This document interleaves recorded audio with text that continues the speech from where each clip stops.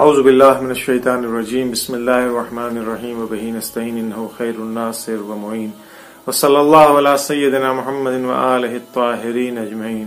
السلام علیکم یا اہل بیت النبوہ۔ عزیزان محترم، لاک ڈاؤن کے زمانے میں ماہ مبارک رمضان کا کاؤنٹ ڈاؤن بھی شروع ہو چکا ہے۔ انگلی پر گین کر کے کچھ دن بچے ہوئے ہیں، ماہ مبارک رمضان ختم ہو رہا ہے۔ ہم نے کیا حاصل کیا، کیا کھویا، ہر انسان اپنا محاسبہ کرے، اس کو معلوم چل جائے گا۔ لیکن اگر ابھی بھی خدا نخواستہ کوئی خواب غفلت میں تھا، غافل تھا، تو بچے ہوئے دن اس کے لیے بہت بڑی نعمت کے طور پہ شمار ہوں گے۔ اس کو چاہیے کہ وہ ان بچے ہوئے دنوں سے استفادہ کرے، اس فرصت سے استفادہ کرے اور پروردگار عالم کی بارگاہ میں اپنی گناہوں کو بخشوائے، اپنی دعاؤں کو قبول کروائے، سرخرو ہو اس مہینے میں، پروردگار عالم کی بارگاہ میں سرخرو ہو۔ اور اگر ہم نے اتنے دنوں اور انشاءاللہ پورے ایک مہینے ہم نے اپنے آپ کو اگر اچھے کاموں کی عادت دی ہے تو اس کو آئندہ آنے والے 11 مہینوں میں بھی جاری اور ساری رکھیں۔ خداوند عالم نے جب دین بھیجا ہے تو اس دین کو بھیجنے کا ایک مقصد اور ارسال رسول کا بھی ایک مقصد یہ تھا کہ انسانوں کو کمال کی منزلوں تک پہنچائیں۔ ہمارے اندر اچھے اوصاف، اچھے صفات، ہمارے اندر کی جو وحشی پنا، درندگی، جہالت اور ضلالت کے اندر جس میں ہم ڈوبے ہوئے تھے، ہمیں ان چیزوں سے باہر نکال کر کے ہم کو ایک بہترین انسان بنائیں۔ لیکن آج ہم معاشرے میں دیکھتے ہیں کہ اچھے انسان بھی ہیں، برے انسان بھی ہیں۔ البتہ میجرمنٹ، پیمانہ جو ہمارے پاس ترازو جس کے اوپر ہم لوگوں کی اچھائیوں کو تولتے ہیں، لوگوں کی برائیوں کو تولتے ہیں، وہ ہر انسان کا اپنا الگ الگ ہوتا ہے اور ہر انسان اپنے اعتبار سے تولتا ہے۔ ہم اپنے مزاج کے اعتبار سے جس کو چاہتے ہیں اس کو برا انسان بنا دیتے ہیں، بہت برا بنا دیتے ہیں، بدترین انسان بنا دیتے ہیں۔ اور اگر ہمارے مزاج کے موافق ہے تو ہم ممکن ہے کسی کو اچھا، بہت اچھا، فرشتوں کی صفت میں لے آ کر کھڑا کر دیتے ہیں، یہ تو انسان ایک دم فرشتے کی طرح سے۔ آئیے دیکھتے ہیں پیغمبر اسلام صلی اللہ علیہ وآلہ وسلم کی نگاہ میں بدترین انسان کون ہے۔ البتہ آغاز سخن میں ہی بات عرض کر دوں کہ یہ بدترین انسان، یہ چونکہ ہماری یہ مہینہ جو خودسازی کا مہینہ، گفتگو بھی خودسازی کے سلسلے میں ہو رہی ہے، تو یہ خودسازی چاہے گھر کے اندر ہو چاہے گھر کے باہر ہو، دونوں اعتبار سے آپ اسے دیکھیے گا۔ پیغمبر اسلام صلی اللہ علیہ وآلہ وسلم فرما رہے ہیں، ان من شرار رجالکم، بدترین انسان تم میں سے کون ہے؟ پیغمبر اسلام 1 2 3 4 گنوا رہے ہیں، گنیے آپ، اور پھر اس کے بعد سے ہم اپنے میزان، اپنے ترازو کے اوپر رکھیں۔ ہمارا جو میجرمنٹ ہے، ہم جس سے اعتبار سے لوگوں کو اچھا اور برا بناتے ہیں، آئے دیکھیں کیا وہ اسی اعتبار سے؟ رسالت ماں فرماتے ہیں، ان من شرار رجالکم، ایک البہات الجری، بدترین لوگوں میں سے پہلا شخص وہ ہے، یعنی بدترین شخص وہ ہے جو لوگوں کے اوپر بہتان لگاتا ہو۔ جھوٹ اپنی جگہ ہے، جھوٹ دوسری چیز ہے، تہمت، بہتان۔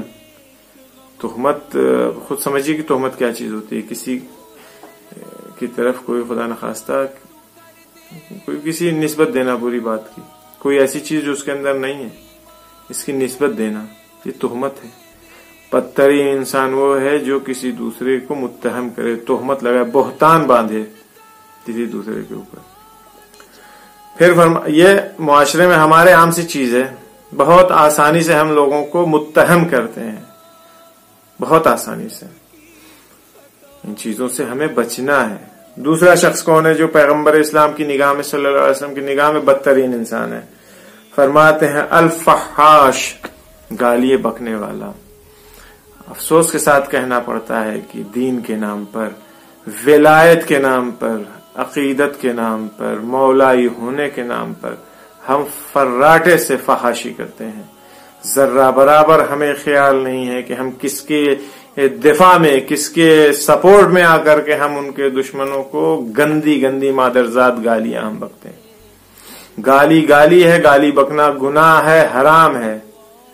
عذاب الہی میں انسان مبتلا ہوتا ہے چاہے وہ کسی کو بھی گالی بکے۔ پھر وہاں پہ یہ ہمارے لیے لیپا پوتی کام نہیں آئے گی کہ ہم ولایت کی دفاع میں بک رہے تھے، ہم اہل بیت کے دشمنوں کو بک رہے تھے، ہم فلاں اپنے مخالف کو گالی بک رہے تھے۔ افسوس، اس سے زیادہ افسوس اس وقت ہوتا ہے، عام دیکھیے یہ معاشرے کی بیماری ہے، ہم گالی جب زبان کے اوپر آ جاتی ہے، فحاشی انسان کرنے لگتا ہے، تو نہ اس کو اپنی آل اولاد دکھائی دیتی ہے، نہ بیوی دکھائی دیتی ہے، نہ بڑے بچے دکھائی دیتے ہیں، نہ سماج اور معاشرہ دکھائی دیتا ہے. گھر کے باہر دوسروں سے کے درمیان میں گالی رکھی گندی مادرزاد گالیاں انسان بک رہا ہے. گھر میں آتا ہے اپنی بیٹی، بہو، بیوی، اولادوں کے درمیان بیٹھا ہے، ان کے لیے انہی نازیب اور غلیظ الفاظ کا استعمال جو باہر کرتا ہے وہی یہاں بھی آ کر کے استعمال کر رہا ہے. یہ انسان بدترین انسان ہے. گالی کسی کے لیے کسی بھی حالت میں جائز نہیں ہے. لعنت دوسری چیز ہے، گالی بکنا دوسری چیز ہے. لعنت کیجیے گا تو ثواب ہے، لیکن گالی بکنے میں گناہ ہے، کوئی ثواب نہیں ہے. خیر، تو ہمیں کیا چاہیے، معاشرے میں ہو یا گھر میں ہو، فحاشی نہیں کرنی. اگر کوئی انسان فحاشی کرتا ہے، گالیاں بکنے والا ہے، تو یہ بدترین انسان ہے پیغمبر اسلام کی خدمت میں. تیسرا شخص کون ہے؟ الآکل وحدہ والمانع رفدہ، یعنی ایسا انسان جو اکیلے کھانا کھانا پسند کرتا ہو، جس کو مہمانوں سے نفرت ہو، چڑو. ٹھیک ہے، مہنگائی کا زمانہ ہے، تنگ دستی ہے لوگوں کے، زیادہ حالات آج کل کے سازگار نہیں ہیں. 2 لقمہ انسان کماتا ہے، خود کھا لیتا ہے، اپنی آل اولاد کو کھلائے گا، اپنے متعلقین کو کھلائے گا. اب اس میں مہمان آ جائے گا تو زیادہ مشکلات بڑھ جائیں گی. پھر 2 کے بجائے 4 طرح کی چیز ہو، دال روٹی پیش نہیں کر سکتے. یہ لوازمات اور تکلفات اسلام ان چیزوں کی اجازت نہیں دیتا ہے. نام نہیں لوں گا، خدا رحمت کرے، 2 سال پہلے اس شخص کا انتقال ہو چکا ہے. اپنی آنکھوں سے میں نے دیکھا تھا. دسترخوان پر دال روٹی بھی اگر موجود ہے، اس وقت کوئی دروازے پر دستک کرتا تھا تو ان کی مرحوم کی اہلیہ، خدا ان پر بھی رحمت نازل فرمائے، وہ فوراً دسترخوان اکٹھا کرنے لگتی تھی. کوئی آ گیا ہے ہمارے دسترخوان پہ، معمولی سی غذا ہے، دیکھے گا کیا کہے گا. تو ہمیشہ منع کرتے تھے، کوئی بات نہیں، رزق خدا ہے، آیا ہے اپنی تقدیر سے، جو ہے ہمارے سامنے، ہم سامنے پیش کریں گے، وہ کھائے گا. اگر اسے بھوک ہوگی وہ کھانا چاہے گا. تو لہذا خدا رحمت کرے ان مرحومین کی روحوں کے اوپر. میں نے اپنی آنکھوں سے دیکھا تھا. تو ایسے افراد بھی ہیں کہ معمولی غذا بھی، اگر نمک روٹی بھی کھا رہے ہیں، دال روٹی بھی کھا رہے ہیں، تو اس میں انہیں شرم نہیں، بلا کے بیٹھاتے تھے اور آنے والے نے کھایا کھانا. اور اگر ہم اس چیز کو سوچتے ہیں کہ مہمان مصیبت بن کے ہمارے لیے آ رہے، مہمان کبھی بھی ہمارا رزق کھانے نہیں آتا، وہ اپنا سہم، اپنا حصہ پروردگار عالم کی بارگاہ سے لے کر کے آتا ہے. لہذا جو انسان تنہا کھانا کھاتا ہے، اس کو مہمان اچھے نہیں لگتے ہیں، مہمان کو بھگانے کی کوشش کرتا ہے، یہ انسان پیغمبر اسلام کی نگاہ میں بدترین انسان ہے. چوتھا انسان وَالضَّارِبُ عَبْدَهُ، جو انسان اپنے غلام، اپنے نوکر، اپنے انڈر میں کام کرنے والوں کو مارے، آزار و اذیت پہنچائے. یہ سوشل اجتماعی زندگی کی بات ہے. لیکن جب گھریلو زندگی میں آئیے، اگر کوئی باپ، کوئی شخص اپنے بیوی بچوں کے اوپر، اپنی آل اولاد کے اوپر، اپنے سے چھوٹوں کے اوپر آزار و اذیت ان کو کر رہا ہے، ان کو مار پیٹ رہا ہے، یہ شخص بھی پیغمبر اسلام کی نگاہ میں بدترین انسان ہے. یہ چیزیں صرف اس لیے نہیں ہے کہ سن لیں اور سن کر کے ہاں بہت اچھی ہے، بہت خراب ہے. ہر انسان اپنا محاسبہ کرے. آیا ہم پیغمبر اسلام کی نگاہ میں اچھے انسان شمار ہوتے ہیں یا برے انسان ہیں؟ اگر خدا نخواستہ برے انسان ہیں تو ان برائیوں کو ہمیں دور کرنا ہے اپنے اندر سے، اور اچھائیوں کو اپنے اندر لانا ہے تاکہ پیغمبر اسلام کی نگاہ میں اچھے بن سکیں. پانچویں اور آخری چیز وَالْمُلْجِيَ عِيَالَهُ إِلَى غَيْرِهِ، ایسا شخص جس کے بیوی بچے اپنی ضرورت کے لیے دوسروں کے محتاج ہوں، دوسروں کی طرف متوجہ رہیں کہ وہ فلاں آئے گا، فلاں رشتہ دار آئے گا، وہ دے دے گا، فلاں پڑوسی آئے گا، فلاں جاننے والے آئیں گے، وہ ہماری ضرورت پوری کر دیں گے. میں زندہ موجود رہوں، گھر میں رہوں، اپنے بیوی بچوں کی ضرورتوں کو میں پورا نہ کروں بلکہ دوسرے پورا کریں. ہمارے بیوی بچے ہم سے ان کو توقع نہ ہو بلکہ دوسروں سے توقع رکھیں. یہ شخص بدترین شخص ہے پروردگار عالم کی بارگاہ میں. بیوی کو پیسے کی ضرورت ہے، شوہر سے مانگ نہیں سکتی، کھا جائے گا. کیا کرے گی؟ وہ دوسرے سے مانگے گی. دوسرا کون ہے؟ اس کا بھائی ہے، اس کا باپ ہے، ان سے پیسے مانگ رہی ہے. بچوں کو کسی چیز کی ضرورت ہے، وہ منتظر ہیں کہ کوئی امو آ جائے، کوئی چچا آ جائے، کوئی رشتہ دار آ جائے، کوئی محلے والا، جاننے والوں میں سے کوئی آ جائے، کوئی ان نون ڈونر آ جائے ہمارے پاس، وہ ہماری ضرورتوں کو پورا کرے.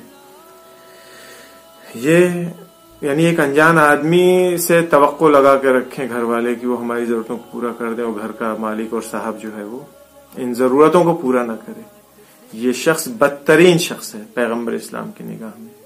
ہمیں ان چیزوں کو اپنے سے دور کرنا ہے. اچھی چیزیں نہیں ہیں. امام صادق علیہ السلام ایک دن ایک مجمع میں اجتماع میں موجود تھے. بہت زیادہ پبلک تھی, بے انتہا بھیڑ وہاں پہ گیدرنگ تھی. مدینے میں کھڑے تھے امام, تو چاروں طرف سے لوگ ان کو گھیرے ہوئے تھے. ایک شخص تھا اسی زمانے میں, اس کا نام تھا عبد الرحمن ابن سیابہ. یہ اس زمانے میں نوجوان تھا, یعنی 15-18 سال میکسیمم اس کی عمر تھی, اس سے زیادہ کی عمر نہیں تھی. یہ کہتا ہے کہ میں حج کے سفر پہ گیا ہوا تھا, واپس لوٹ کے آیا. مدینے میں جیسے پہنچا تو دیکھا کہ کافی بھیڑ اکٹھا ہے. لوگوں نے امام صادق علیہ السلام کو چاروں طرف سے گھیر رکھا ہے. ہمارا چونکہ نوجوان تھے, چھوٹے تھے, تو نہ قدم ہمارے اتنے بڑے تھے کہ ہم جیسے چیر چار کے امام تک پہنچ سکتے, نہ ہمارا ہاتھ امام تک پہنچ رہا تھا کہ ہم انہیں امام کو بوسہ دیتے, چوم لیتے, امام کو ٹچ کر لیتے. وہ بھی ہم نہیں کر سکتے تھے. لہذا مجبوراً بھیڑ کے ایک دم پیچھے, جہاں بھیڑ ختم ہو رہی تھی وہیں کھڑے تماشا دیکھ رہے تھے کہ دھیرے دھیرے یہ لوگ ہٹیں, ختم ہو یہاں سے بھیڑ, گیدرنگ ختم ہو تو ہم بھی امام کے پاس جائیں. یہاں تک کہ بھیڑ دھیرے دھیرے لوگ امام سے مل کر کے بھیڑ دھیرے دھیرے کم ہونا شروع ہوئی, اور میں بھی دھیرے دھیرے آگے بڑھتا رہا. یہاں تک کہ پبلک اتنی باقی رہ گئی کہ ایک دفعہ امام کی نگاہ میرے اوپر پڑی. جیسے میرے اوپر امام کی نگاہ پڑی, امام نے پکار کر کے کہا, یا عبد الرحمن ابن سیابہ, تمہارے بابا کیسے ہیں؟ تو میں نے ہاتھوں کو جوڑ کے کہا, فرزند رسول, ہمارے بابا کا تو انتقال ہو گیا, وہ اس دنیا میں نہیں ہے. جیسے امام نے اس بات کو سنا کہ ہمارے باپ کا انتقال ہو گیا, امام کو بہت دکھ ہوا, بہت افسوس کا اظہار انہوں نے کیا. پھر امام نے پوچھا کہ یہ بتاؤ تم لوگوں کی زندگی کیسے چل رہی ہے؟ تمہارے باپ نے کچھ مال دنیا میں سے تم لوگوں کے لیے چھوڑا تھا؟ تو میں نے کہا, نہیں فرزند رسول, بابا کے پاس کچھ تھا ہی نہیں, کہاں سے چھوڑتے, کچھ نہیں تھا ان کے پاس, کچھ چھوڑ کے نہیں گئے. تو پھر تم لوگوں کی زندگی کیسے چل رہی ہے, خرچ وغیرہ کیسے پورے ہو رہے ہیں؟ تو اس نے کہا, مولا, باپ کے انتقال کے بعد حالات ایسے ہو گئے تھے کہ رات کی روٹی بھی میسر نہیں تھی, بہت مشکلات کا زمانہ تھا. یہاں تک کہ ہمارے بابا کے دوستوں میں سے ایک دوست نے ہمیں 1000 درہم قرض دیا. ان پیسوں کو میری ماں نے مجھے دیا اور کہا کہ بیٹا یہ پیسے قرض کے پیسے ہیں, اس پیسے کو لو اور جا کر کے تجارت کرو, بزنس کرو, کام کرو, لیکن یہ یاد رکھنا تمہارا فرسٹ پریفرنس, تمہاری پہلی ذمہ داری, فوقیت یہ ہے کہ ان پیسوں کو, جو قرض کے پیسے ہیں, اسے اس کے مالک تک, اس کے صاحب تک واپس لوٹانا ہے. لہذا اس سے کبھی غافل نہیں ہونا. تو کہتا ہے کہ مولا 1000 درہم ہم لے کر کے ہم نے کام کرنا شروع کیا, اور الحمدللہ اپنی ماں کے بتائے ہوئے راستے کے اوپر ہم چلے. ماں نے کبھی بھی ہمیں جھوٹ بولنے کی ترغیب نہیں کیا, ہمیشہ سچ بولنے کی ماں تاکید کرتی تھی. ہم نے ہمیشہ سچ بولا ہے. دھیرے دھیرے بزنس کرتے کرتے ہماری حالت ٹھیک ہو گئی, اور آج ہم آپ کے سامنے یہاں کھڑے ہیں. تو امام علیہ الصلوۃ والسلام نے پوچھا کہ عبد الرحمن, یہ بتاؤ کہ تم نے وہ 1000 درہم کا کیا کیا, وہ واپس دیا یا نہیں دیا؟ کہا, مولا, وہ تو میں نے فوراً ہی اسی وقت, جیسے ہی میں نے بزنس اپنا اسٹینڈ کیا اور مجھے منافع شروع ہوا, میں نے پہلی فرصت میں ان کے 1000 درہم میں نے واپس کر دیے. امام علیہ الصلوۃ والسلام نے جیسے ہی جملہ سنا تو امام نے فرمایا کہ قد احسنت, شاباش شاباش, آفرین. یہ امام علیہ الصلوۃ والسلام نے تعریف کی اس کی, اور کہا بہت اچھا کام کیا ہے. اب یہ تو تم نے اچھا کام کیا, اب میں بھی تم سے ایک وصیت کرتا ہوں, ایک سفارش کرتا ہوں, اسے بھی غور سے سنو. الا اوصیک بالصدق الحدیث واداء الامانہ, جس طرح سے تمہاری ماں نے تمہاری اچھی تربیت کیا, تم نے کبھی زندگی میں جھوٹ نہیں بولا اب تک, اور تجارت کیا تم نے, اسی طرح سے میری بھی 2 باتوں کو سنو. ہمیشہ سچ بولتے رہنا, ہمیشہ سچ بولتے رہنا, کبھی بھی جھوٹ کا سہارا نہ لینا, سچ کا دامن تھامے رہنا. اور دوسری چیز امانت داری کرنا, کبھی کسی امانت میں خیانت نہ کرنا. اگر کوئی تم کو امین سمجھتا ہے تو تم اس کا بھرم رکھو, امانت داری کرو. کسی کی امانت تمہارے پاس ہے تو تم اس کو اس کے صاحب تک لوٹا دو. اور یہ 2 چیزیں ہیں جسے تم اپنی زندگی میں کبھی بھی نہ بھولنا, کبھی بھی فراموش نہ کرنا. کہانی, قصہ یا یہ حدیث, یہ روایت جو کافی میں موجود ہے, بحر الانوار موجود ہے, یہ ختم ہو گئی یہاں پہ. لیکن اس کے بعد جو حاشیہ لگا ہے, ایکسٹینڈ ہوا ہے اسی روایت میں, عبد الرحمن کہتا ہے کہ اس واقعے کے کچھ دن کے بعد جب میں امام علیہ الصلوۃ والسلام کی خدمت میں حاضر ہوا تو حاضر ہونے کا ایک مقصد تھا, زکوٰۃ کی رقم میں لے کر کے امام کی خدمت میں گیا تھا دینے کے لیے. آپ بتاؤں آپ کو وہ رقم کتنی تھی؟ 3 لاکھ درہم. آج کا 3 لاکھ نہیں, اس زمانے کا 3 لاکھ درہم تھا زکوٰۃ کا پیسہ جو امام علیہ الصلوۃ والسلام کی خدمت میں دینے کے لیے عبد الرحمن ابن سیابہ حاضر ہوئے تھے۔ اب آپ خود اندازہ لگائیے کہ اس 1000 درہم سے جو بزنس کیا ہے وہ کتنا بڑا بزنس کیا اور کتنا پروفٹ اس کو ہو رہا ہے۔ اگر انسان جھوٹ بولتا ہے، اگر انسان ٹوپی پہناتا ہے، بیوقوف بناتا ہے، تو کبھی بھی ترقی اس کو حاصل نہیں ہو سکتی ہے۔ لہٰذا اب جو لوگ یہ کہتے ہیں کہ مولوی صاحب بزنس میں کیسے ممکن ہے کہ ہم جھوٹ نہ بولیں، بزنس ہے، بزنس میں مجبوری ہے، جھوٹ بولنا ہی پڑ جاتا ہے، کیا کیا جائے، ہماری مجبوری ہے، یہ غلط بات ہے۔ ایسا ممکن نہیں ہے، مگر آپ کے سامنے میں نے پیش نہیں کیا۔ بغیر جھوٹ بولے بھی انسان کہیں سے کہیں تک پہنچ سکتا ہے۔ امام علیہ الصلوۃ پیغمبر اسلام کی حدیث ہے کہ فرماتے ہیں التاجر الصدوق الامین مع النبیین والصدیقین والشہداء، سچا تاجر، سچ بولنے والا بزنس مین، یہ نبیین کے ساتھ، انبیاء الہی کے ساتھ، صدیقین کے ساتھ، سچ بولنے والوں کے ساتھ، اور شہداء کے ساتھ یہ محشور ہوگا۔ یعنی یہ انسان رسولوں کے ساتھ، صدیقوں کے ساتھ اور شہداء کے ساتھ شمار کیا جائے گا۔ اس انسان کا اس کے کام میں اور رزق میں خدا برکت عطا کرے گا۔ یہ ہے اسلامی زندگی، یہ ہے انسان کا کمال، یہ ہے انسان کے اندر سے برائی دور ہونے کا نتیجہ۔ یہ مہینہ ہم خود سازی کا مہینہ ہے۔ کوشش کیجئے کہ اگر ہمارے اندر، ہمارے پیمانے کے اوپر ہم اگر اپنے آپ کو برا نہیں دیکھتے تو پیغمبر اسلام کے بنائے ہوئے ان پیمانوں کو ہم دیکھیں کہ خدا نخواستہ ان برائیوں میں سے کوئی ہمارے اندر تو نہیں، اگر ہے تو اسے دور کرنے کی کوشش کیجئے۔ ہم بھی دور کرتے ہیں، آپ بھی دور کیجئے۔ پروردگار عالم کی بارگاہ میں دعا گو ہیں کہ توفیق دے کہ ہم ویسے شیعہ بن سکیں جیسا رسول اللہ چاہتے ہیں، جیسا اہل بیت اطہار امیر المومنین سلام اللہ علیہ ہم سے چاہتے ہیں کہ ہم ویسا شیعہ بن سکیں۔ وصلی اللہ علی سیدنا محمد و آلہ الطاہرین اجمعین۔